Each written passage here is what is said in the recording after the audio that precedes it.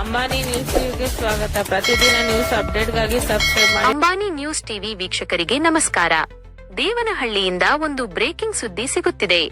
Hero Splendor ಬೈಕ್ಗಳನ್ನೇ target ಮಾಡಿ ಕಳ್ಳತನ ಮಾಡುತ್ತಿದ್ದ ಖತರ್ನಾಕ್ ಕಳ್ಳನೊಬ್ಬ ಈಗ ಪೊಲೀಸರ ಬಲೆಗೆ ಬಿದ್ದಿದ್ದಾನೆ. ದೇವನಹಳ್ಳಿ ತಾಲೂಕಿನ ವಿಜಯಪುರ ಪೊಲೀಸರು ಭರ್ಜರಿ ಕಾರ್ಯಾಚರಣೆ ನಡೆಸಿ ಈ ಬೈಕ್ ಕಳ್ಳನನ್ನು ಬಂಧಿಸುವಲ್ಲಿ ಯಶಸ್ವಿಯಾಗಿದ್ದಾರೆ. ಬಂಧಿತ ಆರೋಪಿಯನ್ನು ವಿಜಯಪುರ ಟೌನ್ ನಿವಾಸಿ ಖಲೀಲ್ ಎಂದು ಗುರುತಿಸಲಾಗಿದೆ. ಈತನಿಂದ ಪೊಲೀಸರು ಬರೋಬ್ಬರಿ 20 ಲಕ್ಷ ರೂಪಾಯಿ ಮೌಲ್ಯದ 42 ಬೈಕ್ಗಳನ್ನು ವಶಪಡಿಸಿಕೊಂಡಿದ್ದಾರೆ. ಈತ ಕೇವಲ ದೇವನಹಳ್ಳಿ ಅಷ್ಟೇ ಅಲ್ಲದೆ ಹೊಸಕೋಟೆ, ಶಿಡ್ಲಘಟ್ಟ ಮತ್ತು ಮಾಲೂರು ಪೊಲೀಸ್ ಠಾಣಾ ವ್ಯಾಪ್ತಿಗಳಲ್ಲೂ ಕೈಚಳಕ ತೋರಿಸಿ ಬೈಕ್ಗಳನ್ನು ಕದ್ದಿದ್ದನು.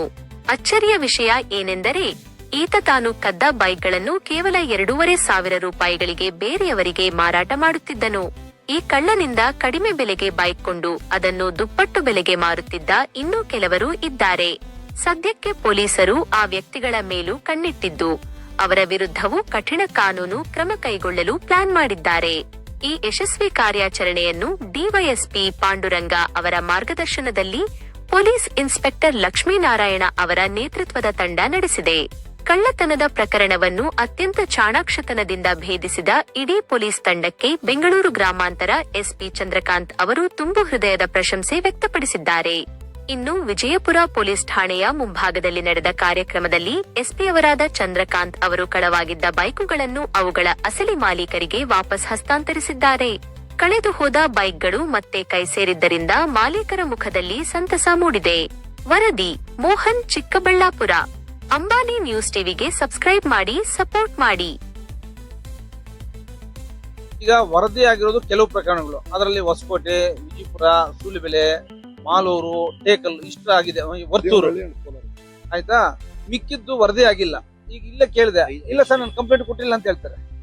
ಅದಕ್ಕೆ ನಮ್ಮ ಇನ್ಸ್ಪೆಕ್ಟರ್ ಒಂದು ಸುತ್ತಾರವಾದ ಕೆಲಸ ಮಾಡಿದರೆ ನಮ್ಮ DSP, ಅಡಿಷನಲ್ SP ಅವರ ಮಾರ್ಗದರ್ಶನ ಪಡೆದು ಮಾನ್ಯ ನ್ಯಾಯಾಲಯಕ್ಕೆ ಸಲ್ಲಿಸಿ ಇಷ್ಟು ಬೈಕ್ಗಳು ಪತ್ತೆ ಆಗಿದ್ದಾವೆ, ಮತ್ತೆ ಇಲ್ಲೇ ಇದ್ರೆ ಶಿಥಿಲಾವಸ್ಥೆಗೆ ಹೋಗ್ಬಿಡ್ತವೆ, ಅದರ ಮಾಲೀಕರನ್ನ ನಾವು ಪತ್ತೆ ಮಾಡಿ ಅವ್ರಿಗೆ ನೇರವಾಗಿ ಕೊಡ್ತಕ್ಕಂಥಕ್ಕೆ ಅನುಮತಿ ನೀಡಿ ಅಂತ ಹೇಳ್ಬಿಟ್ಟು ಅನುಮತಿನೂ ಪಡ್ಕೊಂಡ್ ಬಂದಿದ್ದಾರೆ.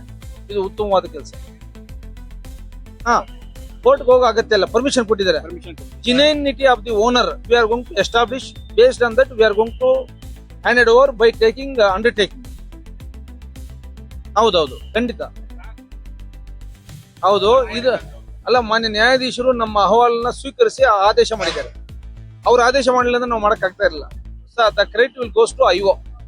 He went personally and requested, enlightened to the bench. Madam, judge also broadly discussed about this and given orders. ಇದರಿಂದ 6 ಜನ ಇದರಲ್ಲಿ ಇದ್ದಾರೆ ಆತಂತ ಪರ್ಚೇಸ್ ಮಾಡಿದವರು ಅಂತ. ಈಗ ಅವ್ರನ್ನೂ ಸಹ ಕಾನೂನು ಕ್ರಮ ಜರುಗಿಸ್ತಾರೆ.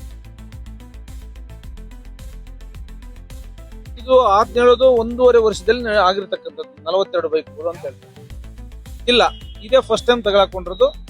ಒಬ್ಬರಿಂದನೇ 42 ಸೀಸ್ ಮಾಡಿದಾರೆ ಅಂದ್ರೆ ಅದು ದಾಖಲೆ ಪ್ರಮಾಣ ಅಂತ ಹೇಳ್ತೀವಿ.